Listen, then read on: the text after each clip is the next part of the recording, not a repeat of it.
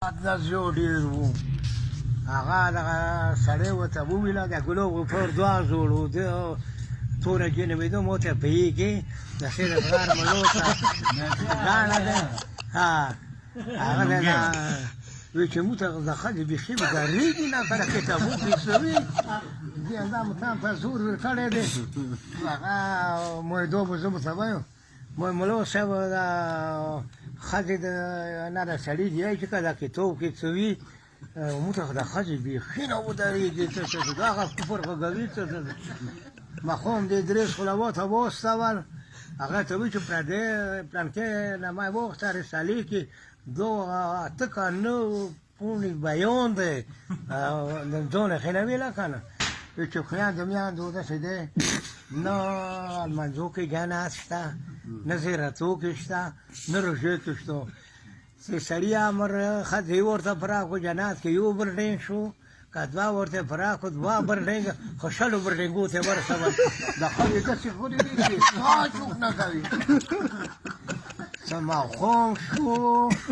د ښځې په ژبې دغه مېړو کټو کې الموس دی د ګلو پلور خدای وبخښه دی لوس پېښی دی په پورته وورځو شو کې وي چې ګلو پلور زیو ریښې کوي مولا مطابق داسې سون جنا دی دا څوسې برډینګونه جوړوو دا زه دې وایي په دې اتلس کسانو دا زاړه سړي ما چې ډېر ځلې ښځې یې کټو کې الموس وي خپې نه څه نه سملاستې هغه به شاید هغه ته وویله اخبار علي ته ښځې دغه میلاو سکرې ورته وکړه ښځې ورته وایي چې پنځه برډینګونه خو جوړوو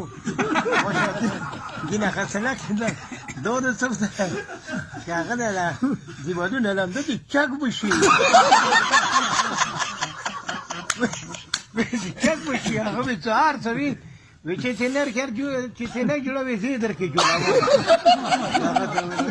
هغه دلته موقع ته وایي ورا داسې کور یې وکړو که نه اوس که د هغه ته وویله غږ یې د سړی ورته وکړی چې مړی ته د دې بلوستو خوراوړو چې که داسې رکوږ یې روی کړه که نه رکوږې ته اوس بیا برډینګونه سړی چې نه وتو که نه چې سینه وته که نه ښځې به باندې دوی به چې نه زور کولو سړي به ور زور کولو ښځې به کوټې زور کولو دغه څه زمانه به ښځې څه پوه شو لنډی بنډی ورووتو که په شوق دی وخت هغه به ډېرې ځایې کولې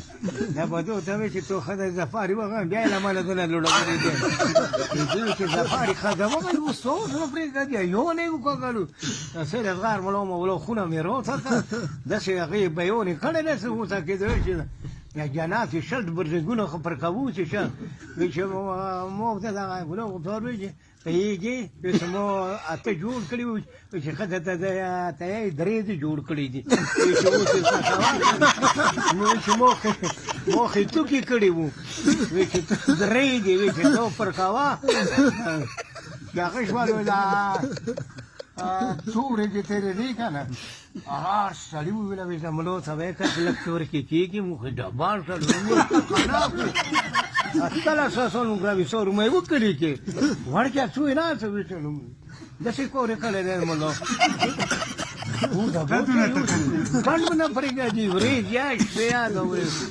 توپ به سهار د منو کې ټیټ کړل اخر دغه اتلس کسانو ټوله په د خویک وتلل هارې ویې ډېر کړل د چولې ته چولې وتی که نه یو بل څه مې جامه خبره څه وایي چې خدای دې بنډا مې راوته کړ